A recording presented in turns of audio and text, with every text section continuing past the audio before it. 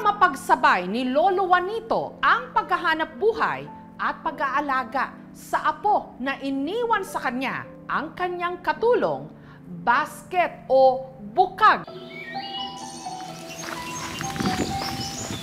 Kalbaryo para sa mag-asawang Lolo Juanito at Lola Rosita ang daan papunta sa sinasaka nilang bukirin sa New Corellia sa Davao del Norte.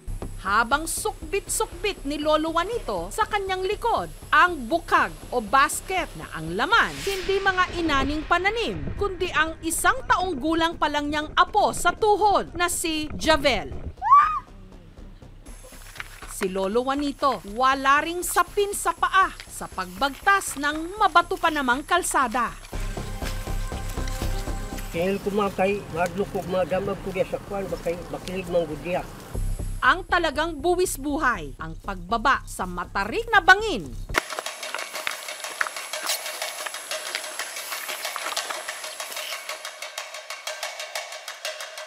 Sa takot, ang paslit, napahigpit ng kapit. Kapoy, oy, labi na ka na si Gamil nga, kiti ng kuala, lihukan.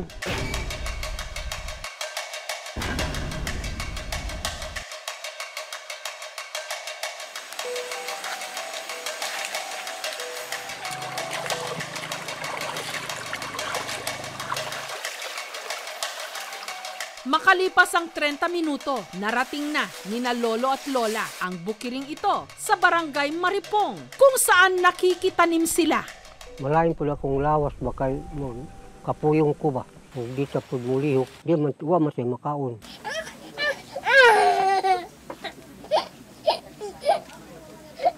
Lingkod.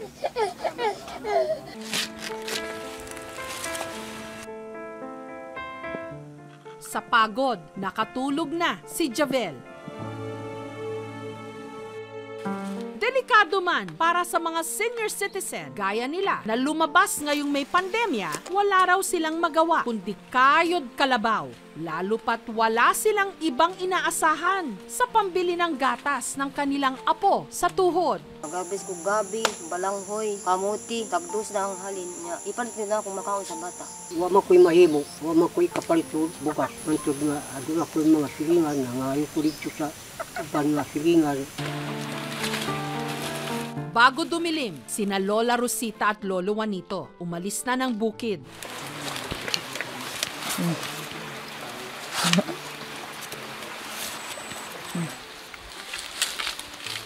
Hindi raw madali kay Lolo Juanito na pasanin ang kanyang apo.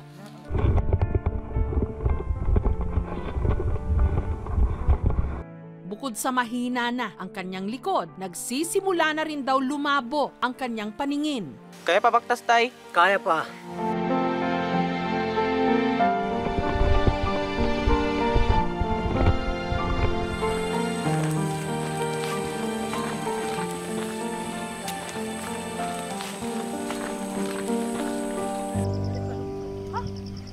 Ano ba? Papuyo.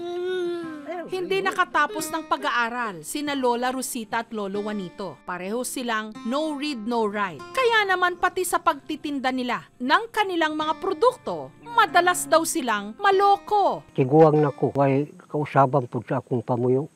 Ako naman po pangalan akong lahibaluan.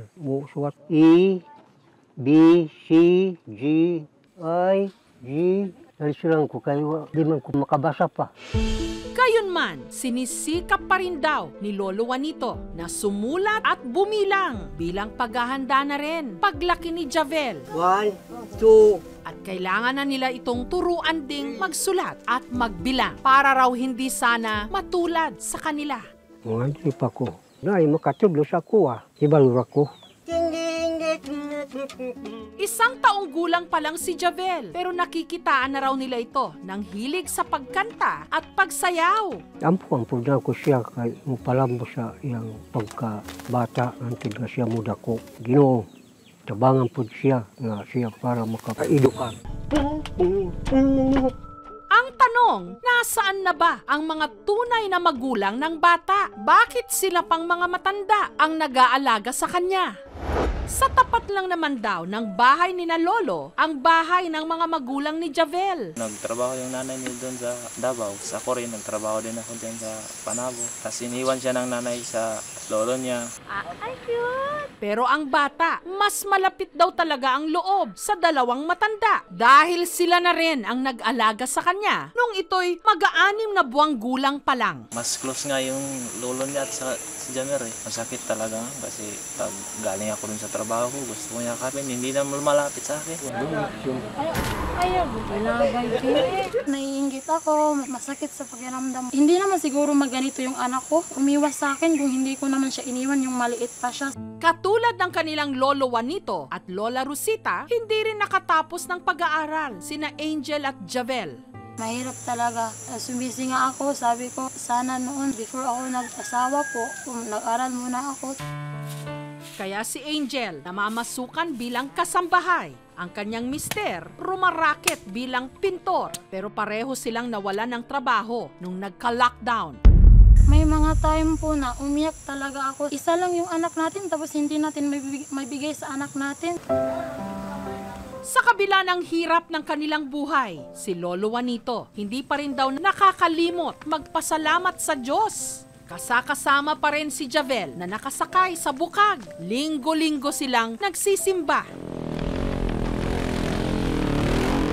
Ayaw tindo ka, ayaw tindo. Kahit pa ang daan, lubharing delikado.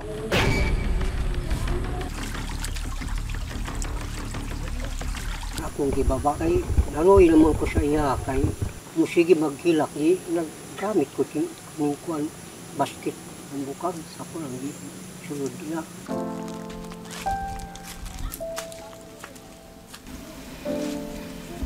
Kapay na ka? Wala pa. Baba sa si baby. Gumana lang. Gumana, hindi pa gantos. Na may pagkaon para di ka magutman ba. Mukhaon man taon niya. Mulakaw na ta. Parehong na ta dito sa ibabaw. Doon. Asa.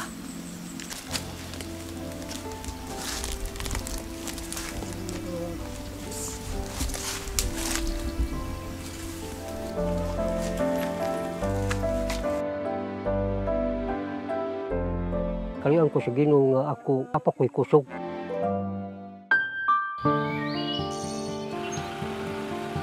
Samantala, para mapatignan ang lumalabong mata ni Lolo Juanito, pati na rin ni Lola Rosita, sinamahan sila ng aming team sa isang optometrist. Sinagot na ng optometrist ang libreng pasalamin kina Lolo Juanito at Lola Rosita. Bibigyan lang natin sila ng salamin kasi nahihilo sila. Pero actually, I prefer maoperahan sila. Pasalamat ko po sa inyo kay na atabo. Maaaring ang may katarata po si tatay at si nanay, pero kailangan pa po silang ma-examine ng mabuti in person para makita natin kung may problema po mula sa harap hanggang sa likod ng mata. Anay, tay, may udto ka ninyo. Binigyan na rin sila ng bigas at grocery items. Ang LGU nyo Corelia karon, kami namigag may hinabang para sa inyo. At dahil hindi pa huli ang lahat, para matuto si Lolo Juanito na magbasa at magbilang, in-enroll siya ng aming team sa Alternative Learning System ng DepEd. Salamat. Kahit na overage siya, may karapatan siyang makapag-aral sa ALS. Huwag mawala ng pag-asa. Bigyan na lang siya ng module kasi wala naman tayong face-to-face ngayon. Pwede rin one-on-one kami na magturo. Binigyan na rin sila ng school supplies para hindi na nila ito problemahin pa. Kumusta ang feeling tayo nga dili na bukag ang dala? Ay, walay bugat. Ang muda ko na ka, una paring kamot puro eskwela para way maka-isig kaingon nga di ka maka-eskwela, wa kay kahibalo. B, C. Ang edukasyon, karapatan dapat ng bawat isa sa atin at hindi pribilehyo lang ng iilan. Kaya hindi pa huli ang lahat para kay Lolo Juanito. Lalo pa sa katulad niyang doble-doble ang pasan-pasan. Mga kapuso, kung nagustuhan niyo po ang videong ito, subscribe na sa GMA Public Affairs YouTube channel. And don't forget to hit the bell button for our latest updates.